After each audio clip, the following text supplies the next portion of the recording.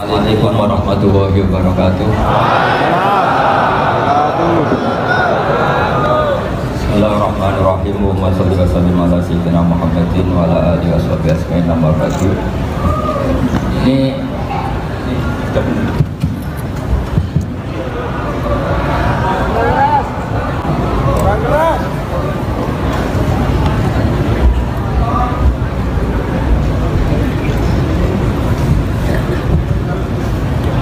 Bismillahirrahmanirrahim. Mari ngaji bareng.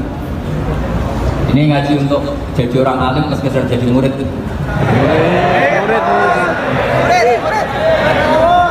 Kalau untuk orang alim ya nggak usah suka uang dulu.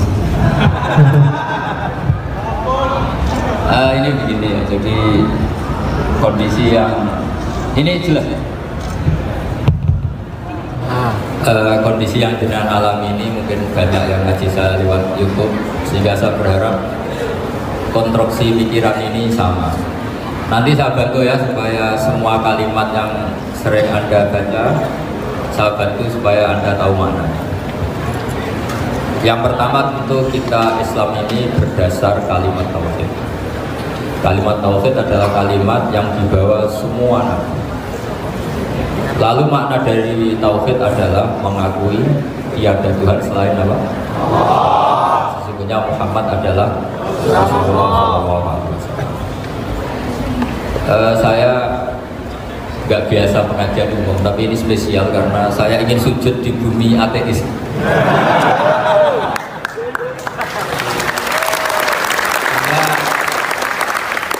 Dari awal saya ini sebetulnya tanpa dirayu sudah kepikiran. Dirayu lama sama Mas Eko ini, sudah ngerayu masih bilang nanti ada lelangan Gus ya. Tapi tadi katanya panitia hasil lelangnya sekitar 60 juta ya. Itu dibangunkan masjid, jangan untuk mes ya. Supaya saya ikut amal. Jadi begini ya. Perasaan saya juga seluruh ulama di dunia. Saya ulang lagi, perasaan saya juga seluruh ulama di dunia, bahwa Islam masuk itu macam-macam sebabnya. Dulu kita tahu, kita sebagai warga Indonesia, Islam masuk itu ya dibawa orang yang agak kedunian, ya kayak jenengan kira-kira. Ya kayak mbak-mbak ini, ya agak-agak mata duitan gitu. Karena kita tahu rata-rata ahli sejarah mengatakan Islam di Indonesia dibawa kiai apa pedagang? Pedagang tuh nyari uang apa nyari dakwah kira-kira? Ya semoga Anda mirip-mirip seperti itu.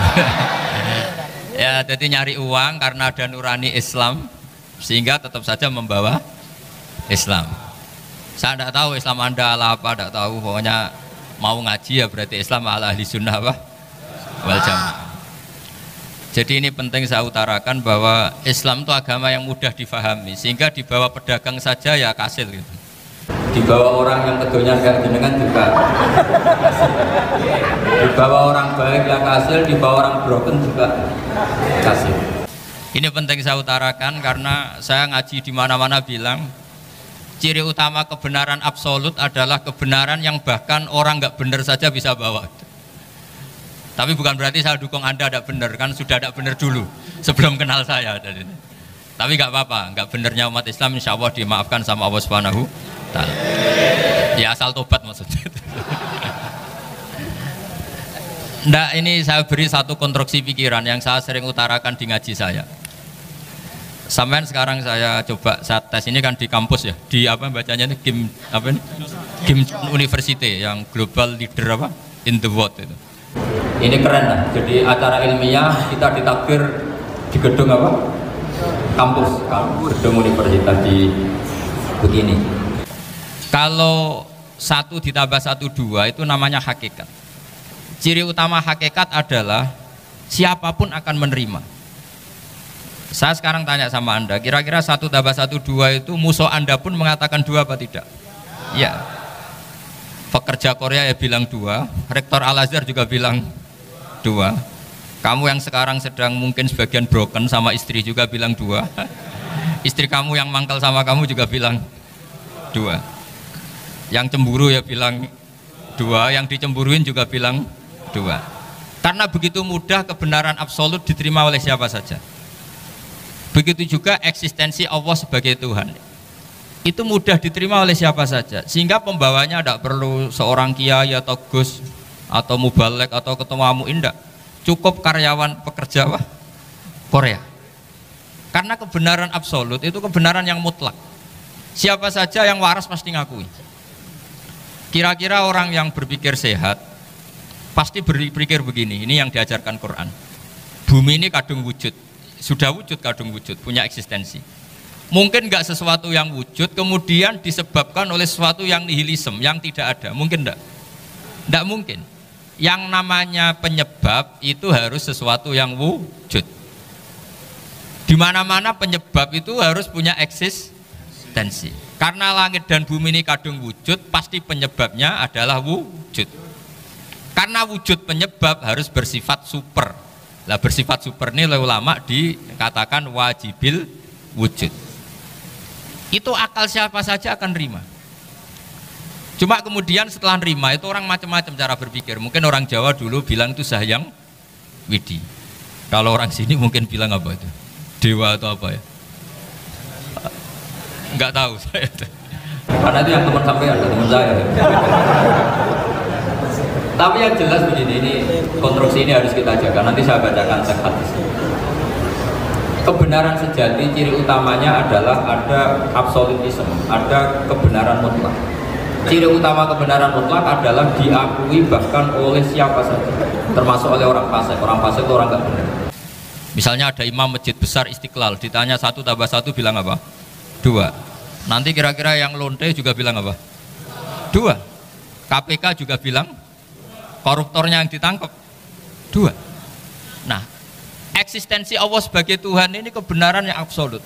Maka agama ini juga boleh diterima oleh siapa saja, termasuk oleh orang fasik, orang nggak jelas. Ini penting saya utarakan karena sekarang marak kelompok yang mengatakan orang Islam kalau zina menjadi tidak muslim, orang Islam kalau korupsi menjadi tidak muslim, salah sedikit tahlilan jadi kafir, percaya wasilah jadi itu tidak benar seperti itu. Karena kebenaran eksistensi itu kebenaran yang nggak bisa diganggu gugat. Seperti Anda ini kan warga Indonesia, KPK ya warga Indonesia, koruptornya juga warga. Apa setelah dia korupsi lalu tidak warga Indonesia? Tetap warga. Orang yang meyakini kalimat tauhid setelah dia salah apa terus tidak yakin tauhid? Kan tetap ya. Maka dia tetap Islam. Ini penting saya utarakan. Kalau seorang warga Indonesia yang koruptor, yang macam-macam saja tetap warga Indonesia, padahal banyak kesalahan. Karena status warga Indonesia adalah status yang permanen. Begitu juga status Muslim adalah permanen bagi siapa saja yang melafadzkan La ilaha illallah Muhammadur Rasulullah. Kita tidak bisa mengkafir-kafir mereka. Itu juga yang sering dipesankan dan jadi ciri khas ulama ahli sunnah wal jamaah, tidak mengkafirkan orang Islam meskipun melakukan dosa besar. Soal dia salah nanti masuk neraka ya silakan saja, saya ada ikut, paham ya? Sampai bisa mencoba.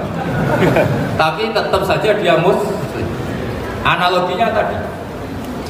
Analoginya gampang sekali tadi. Orang Indonesia yang salah itu tidak akan merubah statusnya sebagai warga Indonesia. Karena ya memang dia berstatus warga Indonesia. Orang Islam yang sudah melafadzkan syahadat maka menjadi muslim. Saya di mana-mana berkampanye, berfatwa. Orang kafir yang 70 tahun kafir, sekali melafadzkan kalimat tauhid itu menjadi muslim apa tetap kafir? Masa kita yang Islam terus, yang kalimat tahlil la ilaha illallah kemudian menjadi kafir karena kalimat itu? Itu paham aneh apa aneh? Wong yang kafir saja menjadi muslim karena kalimat tauhid, yang Islam menjadi kafir juga karena kalimat. Ini ngajak apa-apaan? Ya ngajak goblok-goblokan. Ini penting saya utarakan karena ini penting. Nah, setelah kamu yakin tauhid, ciri utama tauhid itu apa? Menstatuskan sesuatu sebagaimana hakikatnya. Misalnya bumi Korea ini statusnya tetap buminya Allah. Maka dari awal saya husnudzon sekali sama Allah Subhanahu wa taala bahwa suatu saat di bumi mana saja itu ada tahlil. Enggak ngira kan ada ateis di sini, bumi ateis kemudian ada tahlil, ada sakjuna, ada macam-macam. Karena kita ketika sholat, makanya saya tadi janji akan memaknai kalimat-kalimat yang sering Anda baca ketika sholat. Di sholat saat ada i'tidal ngendikan apa? Rabbana lakal hamdu, ayo dibaca, mil'us samawati wa mil'ul ardi wa mil'u ma syi'ta min syai'im ba'du. Sama nani secara tradisi pesantren, Rabbana do pangeran kita, laka iku kaduwe panjenengan alhamdulillah segala puji. Engkau punya segala puji. Mil'us samawati, yang pujian itu memenuhi langit. Tentu langit itu penuh dengan pujian, semua malaikat bertasbih, bertahmid. Karena malaikat tidak ada yang kerja di pabrik, itu tasbih terus gitu. Nggak ada yang nyari uang, nggak ada yang cari won ya. Apa won ya kalau bahasa? Kalau di sini nggak kiainya aja nyari uang. Terusannya apa? Wamilul ardi, dan pujian itu memenuhi bumi. Korea termasuk bumi Allah apa enggak? Jadi saya sudah menduga suatu saat Korea itu ya penuh dengan pujian. Dan ini betul. Siapa yang ngira kalau di bumi Korea ada yang hafal lagu Sakduna itu? Itu lagu kesayangan guru kita semua, Kiai Haji Maimun Zubair. Gak ada yang ngira. Siapa yang ngira kalau di sini ada ngaji seperti ini? Di Rusia juga sama. Uni Soviet itu negara ateis. Tapi lama-lama pecah karena glasnost itu dan perestroika itu. Kemudian menjadi pecahan-pecahan negara Muslim. Ada Uzbekistan, Tajikistan, Ceknya, semuanya menjadi negara apa? Muslim. Karena dari awal lakal hamdu mil'us samawati wa mil'ul ardi, dan pujian itu pasti memenuhi langit juga memenuhi bumi. Kalau Anda baca itu di Indonesia, mungkin wajar, di Indonesia banyak acara-acara seperti ini. Tapi kalau di Korea ternyata benar. Dan Anda ini kalian semua termasuk pembuktian benarnya wa mil'ul ardi. Keren kan teman? Oh, keren sekali, bukan sekedar keren. Makanya saya jarang diundang kajian mau, tapi dia undang di Korea mau. Tapi saya ada niat datang undangan, memang saya ingin datang. Jadi ya karena itu ini bentuk penghormatan saya. Bentuk penghormatan saya bahwa pada akhirnya benar-benar lakal hamdu mil'us samawati wa mil'ul ardi. Jadi Anda tidak perlu pesimis, dulu Indonesia juga seperti itu. Banyak Buddha, Hindu, semacam ateisme. Kemudian berkatnya para ulama sekarang jadi negara yang mayoritas Muslim. Korea, barokahnya orang-orang kedonyan seperti ini banyak Islam itu. Enggak apa-apa. Karena sebagian agama Islam, sebagian sejarah ditulis di bawah pedagang-pedagang Gujarat. Kira-kira orang Gujarat ke Indonesia dulu yang namanya pedagang cari apa? Uang. Tapi namanya orang Islam, hatinya tetap adanya tauhid. Nyari uang ya tetap sambil dakwah. Kalau yang ke Korea langsung kiai mungkin tidak seramai ini Islam. Karena kalau kiai datang langsung dicurigai jadi misionaris, jadi ribet malah. Tapi kalau sampean nggak ada yang curiga, namanya pekerja saja nyari uang. Dan itu memang fakta. Cuma kadang ya sadar terus ya bagus lah seperti itu. Nggak apa-apa. Maksud saya ini saya memberi support, memberi tasjih bahwa Allah itu luar biasa. Jadi kalau ingin menyebarkan agamanya macam-macam. Kadang kiai tidak bisa mengislamkan orang, itu anak-anak mahasiswa pacaran, itu banyak yang pacarnya itu masuk Islam. Tapi sampean jangan bilang pacaran halal, ya tidak pernah halal. Tapi Allah kalau menghendaki memberi hidayah itu jalannya macam-macam. Ada yang lewat kerja, coba yang bayangkan ada tahlilan di Korea itu semua kiai tidak pernah bayangkan. Tapi setelah banyak pekerja di sini, kemudian mereka insaf atau sedang insaf, tidak tahu ini. Sampai kapan insafnya juga tidak tahu. Tapi yang jelas ini hebat. Ini apa? Hebat. Tahu-tahu ya seperti ini.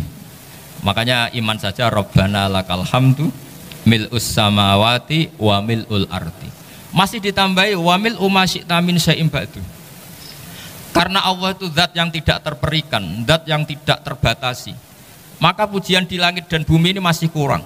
Masih ada apa saja yang nanti akan dipenuhi oleh pujian kepada Allah Subhanahu wa ta'ala. Wa mil'u ma syi'ta min syai'im ba'du. Dan pujian kepada Engkau ya Allah akan memenuhi semua ruangan yang Engkau kehendaki. Mungkin suatu saat negara-negara yang sekarang yang paling minim Islam itu di Amerika Selatan, kayak di Argentina dan sebagainya, itu nanti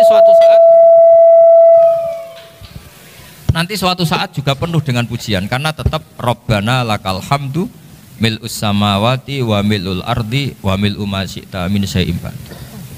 Saya di Jogja setiap akhir ngaji saya ajarin wiridan. Mungkin wiridan ini tidak asing bagi jenengan karena sering saya baca. Subhanallah wa bihamdihi adada khalqihi wa ridho nafsihi wa zinata arsyihi wa midada kalimat.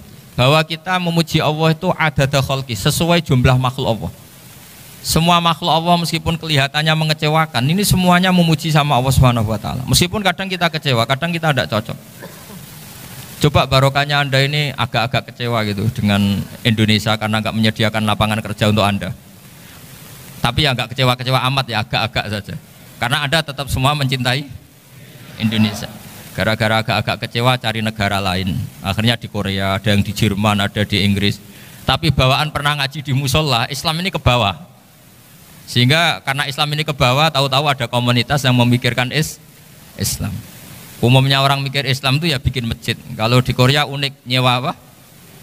Nyewa gedung untuk masjid. Itu kalau diceritakan di Indonesia aneh. Ini masjid sewaan. Masjid. Tapi kalau di sini lazim karena kalau beli mahal ya cukup sewa. Saya tidak tahu kalau dalam terminologi agama tempat Anda sujud ini nanti jadi saksi di akhirat. Itu yang permanen apa yang sewaan tidak tahu. Jadi nanti bumi ini tanya, ya saya Allah pernah dipakai sujud, tapi setelah 1 tahun nggak kuat menambah lagi. Makanya saya dukung tadi yang ada gerakan masjid apa. Sebenarnya permanen nggak permanen itu tetap bagus, ada usah memaksakan. yang jelas saya sudah ikut nyumbang lelang tadi, dan saya berharap uang itu benar-benar untuk masjid. Kalau untuk takmirnya juga nggak apa-apa, yang penting untuk menghidupi masjid. Saya juga termasuk kiai yang nggak suka kalau hukum itu terlalu fanatik. Misalnya uang ini untuk masjid, kemudian imamnya diterlantarkan karena alasannya ini untuk masjid. Imam kan tidak masjid. Nah ini kalau imamnya nggak diservis kemudian mutung terus pulang ke Indonesia, ini jadi masalah. Tapi saya juga nggak suka kalau ada negara gitu. Betul-betul saya tidak suka. Yang imamnya itu terlalu diservis. Ini buruk sekali kan. Pernah ada anekdot, ini anekdot tapi nyata. Ada negara yang sangat sehat, Islamnya sangat sehat. Itu imamnya 1 bulan tuh digaji 70 juta. Kira-kira 70 juta dibagi 1 hari berapa? 5 sholat. 5 kali 30 berapa? Kira-kira 150. Berarti per sholat dapat berapa? Kira-kira. Kan biasa potong gaji kalau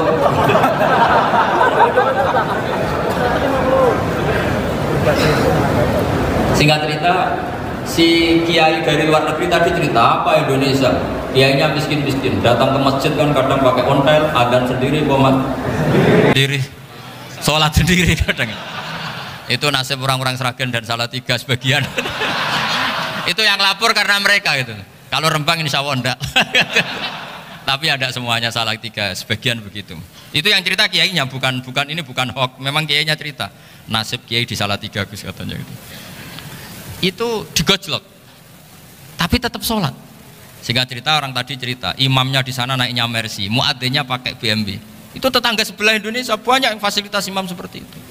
Karena gajinya sampai 70 juta. Setelah dia cerita bangga karena negaranya mengapresiasi imam sholat, sama kiai Indonesia dia omongin gini, makanya kamu sholat terus, takut potong gaji ya. Gitu. Itu kagetnya bukan main dia. Dikira itu satu sifat kelebihan negaranya, ternyata buruk sekali karena imam sholat karena takut potongan gaji. Akhirnya ke Indonesia bangga, alhamdulillah kita sholat tanpa gaji gitu. Dan tetap sholat. Keren mana yang digaji sama Anda? Ya gaji-gaji. Ini yang di atas ini banyak calon imam. Nggak keren mana imam yang digaji sama Anda? Keren yang enggak. Tapi kalau pertanyaannya dibalik, keren mana jamaah yang peduli imamnya sama yang enggak peduli?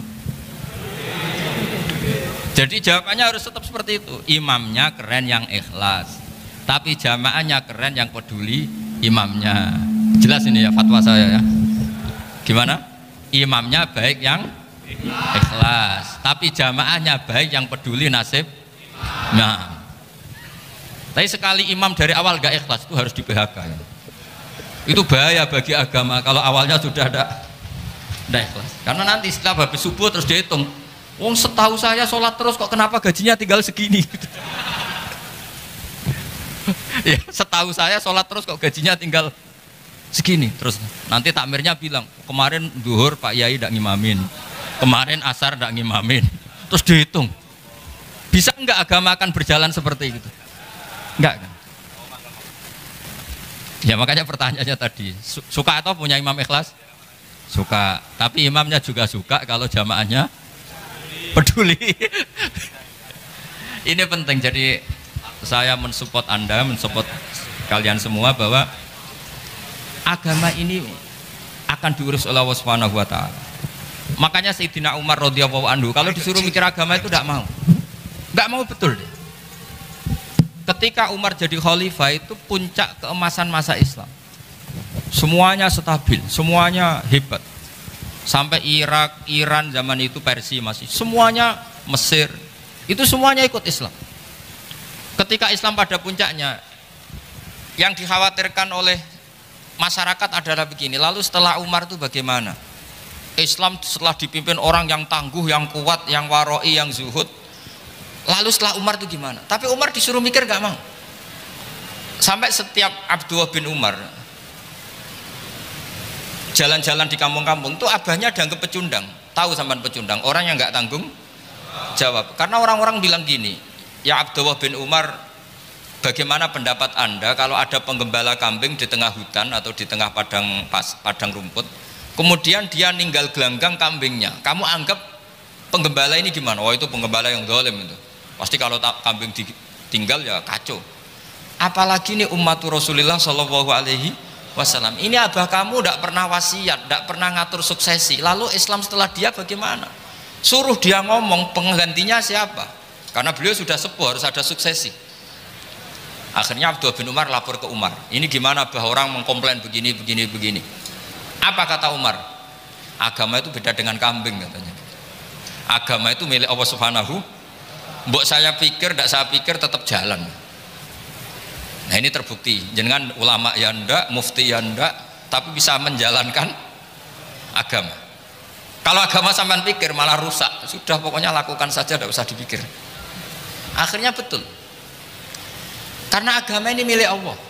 Soal kita serius memikirkannya itu karena khidmah, karena kita ingin berbakti pada agama. Tapi Anda tidak boleh berpikir kalau agama ini butuh pemikiran Anda. Beda loh ya. Kita khidmah agama serius karena kita ingin mengkhidmai agama. Tapi agama ini tidak pernah butuh kita, karena agama ini akan diurus oleh Allah Subhanahu wa taala. Coba pas sampean kecil, orang jilbaban di Indonesia itu banyak apa banyak sekarang? Banyak sekarang. Kiainya mutu orang dulu apa mutu orang sekarang? Tapi perkembangan Islam itu ramai sekarang apa ramai dulu? Ramai sekarang. Islam menyebar di seluruh dunia itu zaman Wali Songo, zaman sampean keren mana? Keren sekarang. Kualitas solehnya sampean sama Wali Songo? Wali Songo. Ini betul. Karena agama ini diurus oleh Allah Subhanahu wa taala. Maka kata Sayyidina Umar, agama ini innallaha ta'ala yahfadzu dinah. Innallaha ta'ala la yudhi'u khilafatahu waladina. Allah itu tidak akan menyia-nyiakan agamanya. Ini terbukti. Agama ini pernah dipimpin orang terbaik di dunia, yaitu Rasulullah Shallallahu Alaihi Wasallam. Ketika beliau intakola ila rofiqil ala, ketika beliau pindah ke alam sana, diteruskan oleh sahabat yang tentu jauh di bawah Rasulullah. Diteruskan tabiin, diteruskan para wali songo, diteruskan sang sampean yang jauh di bawah wali songo, sejauh-jauhnya. Tapi agama jalan sampai Korea. Agama jalan sampai apa? Dulu Wali Songo itu hanya sampai Mojokerto, sampai Tulungagung. Di bawah sampean, Klayaban sampai mana ini? Korea. Coba kalau Allah tidak ngurus, nggak bisa. Yang gerakkan hatinya sampean peduli sama masjid siapa? Allah Subhanahu wa taala. Yang menggerakkan hati sampean peduli sama agama siapa? Tapi yang menggerakkan sampean ke Korea apa? Uang kan?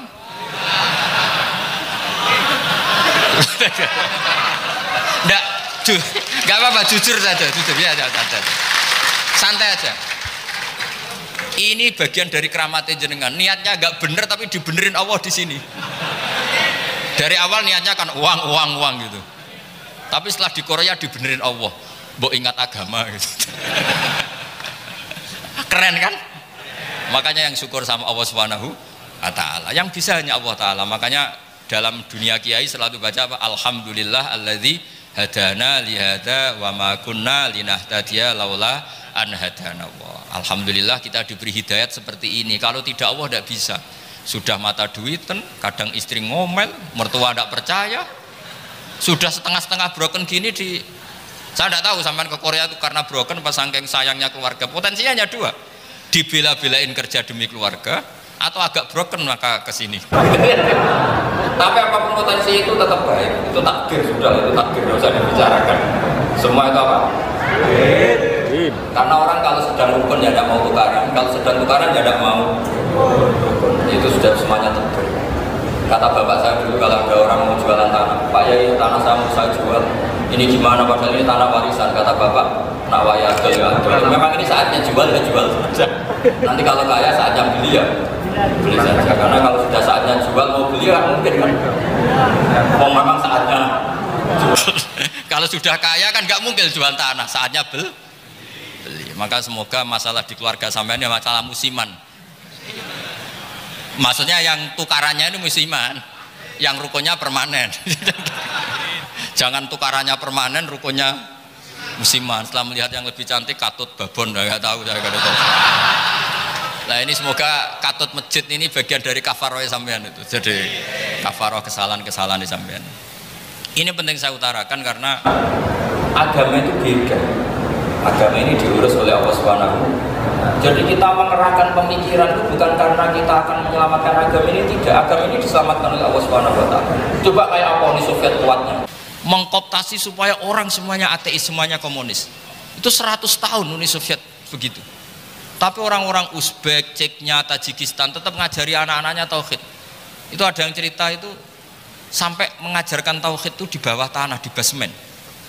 Tapi Allah menghendaki Rusia itu Uni Soviet jatuh. Ketika jatuh, negara-negara ini langsung menjadi negara Islam, yaitu Uzbek, Tajikistan, Ceknya. Mungkin nggak mereka langsung menjadi negara Islam, andai kan saat menjadi Uni Soviet benar-benar menjadi ateis. Nggak mungkin kan? Karena saat dikooptasi Uni Soviet, akidah mereka tetap tauhid, cuma nggak berani muncul. Artinya apa? Uni Soviet nggak bisa menghabisi Islam. Kurang kerennya Uni Soviet zaman itu, bisa nggak menghabisi Islam? Nggak bisa. Donald Trump dulu termasuk Islamfobia, tapi setelah dia anti-Islam malah orang Amerika demo supaya memperhatikan Islam. Nggak bisa. Makanya Korea pun nggak bisa menghabisi Islam. Kalau sampean menghabisi Islamnya sendiri bisa, karena terus nggak mau sholat, nggak mau zakat itu sampean. Tapi sampean toh yang Islamnya habis, Islam tetap baik-baik saja. Makanya ini penting saya utarakan supaya kamu pede bahwa agama ini pernah dibawa orang yang pedagang. Ya soal ada sebagian pendakwah yang ikhlas ya banyak, tapi sejarah yang gampang kita lihat adalah Islam itu dibawa oleh apa? Pedagang Gujarat, pedagang India. Nggak apa-apa, sejarah itu meskipun sebagian menentang nggak apa-apa, tapi sejarah itu tetap ada, pasti sebagiannya memang seperti itu, dan itu tidak masalah. Saya ulang lagi, itu tidak masalah. Coba dulu pemain bola kalau di Inggris itu kalau mau sholat susahnya bukan main. Apalagi kalau mau puasa. Kalau di sini kerja puasa katanya mati lu kalau apa? Puasa. Kalau mau sholat katanya dicari mana ini berhalanya kok. Kata orang-orang ateis kan gitu, dicarikan patungnya. Kali ini sholat kok gak ada patungnya, ini gimana ini? Ya ngalamin gitu. Tapi Allah Maha Kuasa. Banyak investor mana itu Dubai atau Qatar yang tertarik investasi di dunia bola. Kayak Sulaiman Al-Fahim akhirnya beli Manchester City. Itu sekarang pelatihnya negara orang sholat gak berani, bahkan di tengah stadion dibangunkan masjid. Kalau sampai daftar jadi muadzin bisa. Apa nyanyi Sakduna di sana juga bisa. Dulu Aljazair bencinya bukan main. Apa Perancis sama orang Islam itu bencinya bukan main. Barokahnya Zidane pemain bola dan juara dunia, terus Zidane turunan Aljazair. Akhirnya orang Perancis itu mencintai Islam, itu barokahnya sepak bola. Allah punya sekian cara untuk mengenalkan Islam. Di Prancis dikenalkan lewat pemain sepak bola. Nah di Korea ini yang agak unik, dikenalkan lewat pecinta won. Saya jamin ini tidak apa-apa, sudah tidak apa-apa, sudah aman, pokoknya aman. Tak jamin aman. Pokoknya alhamdulillahilladzi hadana lihada wa ma kunna linahtadiya laula hadana. Karena agama ini dibawa oleh Allah Subhanahu wa taala, yang menjaga juga Allah Subhanahu wa taala. Sama tidak usah khawatir. Kalau ada kelompok tertentu yang mengkhawatirkan Islam, sekarang Islam bahaya gini-gini, itu kurang rojak, itu kurang optimis itu. Harapannya sama Allah tipis, harus ngaji lagi. Agama ini limangka nayarjuwa wal yaumal akhir. Agama ini bagi yang terus-menerus berpengharapan kepada Allah Subhanahu wa taala. Agama ini limangka nayarjuwa, coba bahasa Arabnya roja yarju rojaan, maknanya harapan. Jadi agama ini bagi yang selalu berpengharapan, bukan yang pesimis, bukan yang hati kecil, apalagi yang tukang putus asa. Coba agama ini begitu luar biasa, dibawa orang yang macam-macam. Di Perancis itu dibawa oleh pemain apa? Bola. Ada masjid di Inggris itu ya dibawa mahasiswa-mahasiswa itu yang dulu sebagian yang nggak pernah ngaji, setelah di Inggris bikin komunitas pengajian. Di Korea dibawa tadi pecinta apa? Tapi lama-lama cinta Tuhan. Karena ya memang sebenarnya sudah cinta Tuhan. Cuma ya cara cinta ini nunggu punya uang Ya sudah, alhamdulillah seperti ini sudah luar biasa, sudah insya Allah diterima oleh Allah Subhanahu wa taala. Saya selalu berharap semoga ini tetap satu bukti bahwa Allah itu harus kita sembah di mana-mana. Karena tadi Allah akan selalu Rabbana lakal hamdu mil'us samawati wa mil'ul ardi wa mil'u ma syi'ta min syai'in ba'du. Bahwa pujian kepada Allah akan selalu memenuhi langit dan memenuhi bumi. Bumi Korea termasuk buminya Allah. Makanya pegangan yang saya minta sama pengurus untuk di-share adalah dawai Rasulullah SAW. Mungkin nanti panitia harus mengeser itu. Ini Musnad Ahmad, riwayat dari Imam Ahmad, al-bilad biladuwah. Sudah punya? Nanti di-share ya yang itu. Al-biladu biladuwah, bahwa negara hakikatnya adalah negara Allah. Wal ibad ibaduwah, semua hamba hakikatnya adalah hamba. Di hadis itu fahaitsuma asabta khairan faakim. Kapan saja kamu menemukan kebaikan di tempat Anda berdomisili, faakim, kamu enggak apa-apa di situ. Kamu di sini dapat uang, dapat masjid, dapat sewa masjid. Enggak tahu sewa apa permanen, pokoknya itu bagus gitu aja. Buminya dirayu. Bumi meskipun ini enggak permanen, tapi tetap jadi saksi loh ya. Harus ada kompromi ini. Karena kalau dengar orang Indonesia jadi aneh, masjid kok nyewoi. Tapi aneh di Indonesia, ada aneh di sini, sampean tenang saja. Tentu malaikat pencatat di sini juga sudah tahu kalau sebagian masjid itu sewaan. Jadi ya ada eskal-eskal amat lah, sudah nggak janggal-janggal amat karena kondisional Jadi saya nanti minta panitia supaya mengeser tadi hadis riwayat siapa Imam Ahmad bin Hambal yang diriwayatkan oleh salah satu minal asroh al mubasysyirina bil jannah, yaitu Zubair bin Awam. Nabi ngendikan al-biladu biladullah, negara mana saja adalah negara Allah. Wal ibad ibadullah, semua hamba adalah hambanya Allah. Fahaitsuma asabta khairan, di mana saja kamu mendapatkan kebaikan, faakim, kamu tidak apa-apa berdomisili di situ. Ya saya mohon ini penting sekali. Pokoknya saya mohon kalimat tauhid ini dijaga. Karena kalimat tauhid ini kata semua ulama kasyajaratin thayyibatin asluha tsabitu wa faruha Fisama. Dan kalimat tauhid ini pasti tu'ti ukulaha kullahinim bi'idzni rabbiha. Kalimat tauhid yang dibawa umat Islam seluruh dunia, meskipun dia orang fasik, orang nggak benar, tetap tu'ti ukulaha kullahinim bi'idzni rabbiha. Kalimat ini akan membawa berkah bagi orang yang dihinggapi atau didomisili umat Islam. Coba sebagian nanti orang Korea menjadi muslim itu karena di sini ada komunitas pekerja muslim, kemudian menyisakan atharul Islam. Jejak-jejak Islam. Enggak apa-apa, pasti kalimat ini tu'ti ukulaha kullahinim bi'izni rabbiha. Jadi kalimat tauhid adalah kalimat yang kata Allah tu'ti ukulaha kullahinim bi'izni rabbiha. Anda tidak usah khawatir bahwa apa yang Anda lakukan apapun kecilnya akan ditulis oleh Allah Subhanahu wa taala. Kata Allah wa naktubu ma qaddamu wa atharahum. Di mana di surat Yasin itu? Inna nahnu nuhyil mauta wa naktubu ma qaddamu wa atharahum. Saya bisa menghidupkan orang mati dan semua amal kalian saya tulis, kata Allah. Wa atharahum, dan jejak-jejak yang pernah kalian lakukan juga ditulis. Misalnya Anda sudah pulang ke Indonesia, ada orang sholat di masjid ini, oh ini era Kang ini, era Mas ini. Nanti setelah itu ya ini era Mas ini. Menjadi familiar Islam juga barokahnya muassis-muassis ini, pendiri-pendiri ini. Semoga kalian semua barokah dan fid dunya wal akhirah. Assalamualaikum warahmatullahi wabarakatuh. Oke, jadi teman-teman, tentang reaction ngaji kita bersama dengan Kiai Haji Bahauddin Rasalim atau Gus Baha. Dalam reaction kali ini mengenai membumikan tauhid di bumi dunia atau bumi Korea ya. Kalau di sini bumi ateis Korea, dan sebenarnya untuk semuanya, yaitu di seluruh muka bumi. Membumikan tauhid di seluruh muka bumi. Nah, beberapa catatan yang merupakan rangkuman dari kajian kita bersama dengan Gus Baha kali ini, diantaranya yaitu yang pertama adalah Islam berdasarkan kalimat tauhid, yang artinya mengetahui tiada Tuhan selain Allah dan Rasul Muhammad adalah utusan Allah. Kemudian Gus Baha sengaja ngaji di Korea Selatan karena ingin sujud di bumi ateis. Hasil lelang baju Gus Baha mencapai 60 juta dan digunakan untuk membangun masjid di Korea. Dan baru pertama kali itu melihat bahwasannya Gus Baha itu tidak memakai hem putih, tetapi memakai baju seragam NU itu ya, seragam PBNU. Kemudian Islam adalah agama yang rasional dan bisa berhasil meskipun di bawah orang yang bukan ahlinya, karena Islam adalah kebenaran yang hakiki atau kebenaran yang absolut, bisa diterima oleh semua orang, baik itu orang yang baik-baik maupun orang yang buruk. Begitu juga ketuhanan Allah adalah mutlak absolut, benar, diakui oleh siapa saja.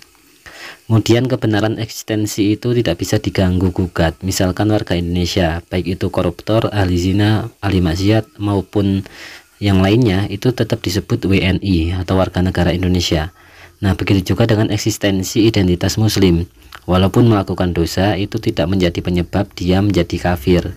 Dia tetap Islam walaupun dia itu berdosa. Nah, tentu saja ada hukumannya karena berbuat dosa atau berbuat maksiat itu ya. Tetapi itu tidak menjadikan dia keluar dari Islam. Kemudian ciri utama tauhid adalah menstatuskan sesuatu pada hakikatnya yang sebenarnya. Termasuk Korea ini pada hakikatnya adalah buminya Allah. Nah, tentu sesuai janjinya Allah, Islam akan penuh pujian di bumi Korea.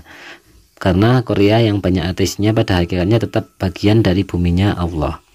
Kemudian karena dahulu Indonesia pun dihuni oleh bukan orang Islam, tetapi karena dakwah Wali Songo dan para saudagar pencari uang dengan dagang, akhirnya Islam tumbuh subur di Indonesia. Nah, hingga menjadi negara yang mayoritas muslim terbanyak di dunia. Nah, kemudian tidak menutup kemungkinan kalau di Korea itu akan seperti itu gitu, yang dibawa oleh para muslim WNI ataupun para TKI Indonesia. Nah, ijazah Gus Baha untuk pujian kita kepada Allah yaitu subhanallahi wa bihamdihi ngadata khalqihi wa ridha nafsihi wa zinata arsyihi wa midada kalimatih. Subhanallahi wa bihamdihi ngadata khalqihi wa ridha nafsihi wa zinata arsyihi wa midada kalimatih. Nah, itu untuk menghidupi masjid perlu adanya keikhlasan bagi iman. Namun juga jamaah tetap peduli pada imamnya. Itu yang terbaik.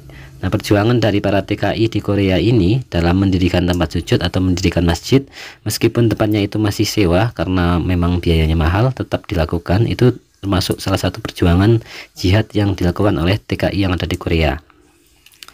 Nah, kemudian Allah lah yang akan menjaga agama Islam ini. Mau dipikir atau tidak dipikir, Islam akan tetap jalan. Islam sudah ditinggal Rasulullah, di mana beliau adalah orang terbaik yang membawa Islam, tetap jalan saja. Ditinggal Khulafaur Rasyidin ya tetap jalan, ditinggal Wali Songo ya tetap jalan. Jadi sampai sekarang pun ya tetap jalan. Jadi meskipun ditinggal oleh orang terbaik sekalipun, Islam akan tetap jalan dan berkembang karena memang Islam itu dijaga dan diurus oleh Allah secara langsung. Kemudian bukti bahwa Islam itu bisa dibawa oleh siapapun, tidak harus ulama, termasuk Islam di Inggris dan Perancis dibawa oleh atlet sepak bola termasuk Zinedine Zidane, dan kemudian di Korea itu dibawa oleh TKI Indonesia. Itu membuktikan bahwasannya Islam itu bisa dibawa oleh siapa saja, bahkan dibawa oleh mahasiswa dan duta besar, serta di pedalaman Indonesia atau di daerah pedalaman lainnya itu dibawa oleh para PNS atau para pegawai negeri sipil. Kemudian dawuh Rasulullah, negara pada hakikatnya adalah negaranya Allah. Setiap negara itu pada hakikatnya adalah negaranya Allah. Setiap orang hakikatnya adalah hambanya Allah. Maka jika ada kebaikan, maka bumi tempat kebaikan atau sholat itu akan menjadi saksi ibadah. Dan tidak apa-apa kamu tinggal atau berdomisili di situ untuk menambah jejak sejarah Islam. Nah, jadi dimanapun asalkan kita tetap melakukan ibadah itu akan menjadi semacam berkah untuk kita semua, dan itu akan menambah jejak sejarah Islam di muka bumi ini. Mungkin itu saja yang bisa kita catatkan sebagai rangkuman ngaji kita kali ini, teman-teman. Semoga bisa menjadikan kita sebagai penerima ilmu yang manfaat dunia akhirat. Semoga menjadi amal ibadah Gus Bahak yang berkah berkah untuk kita semua, dan semoga kita istiqomah ngaji bersama dengan Gus Bahak. Terima kasih, itu saja teman-teman. Wassalamualaikum warahmatullahi wabarakatuh.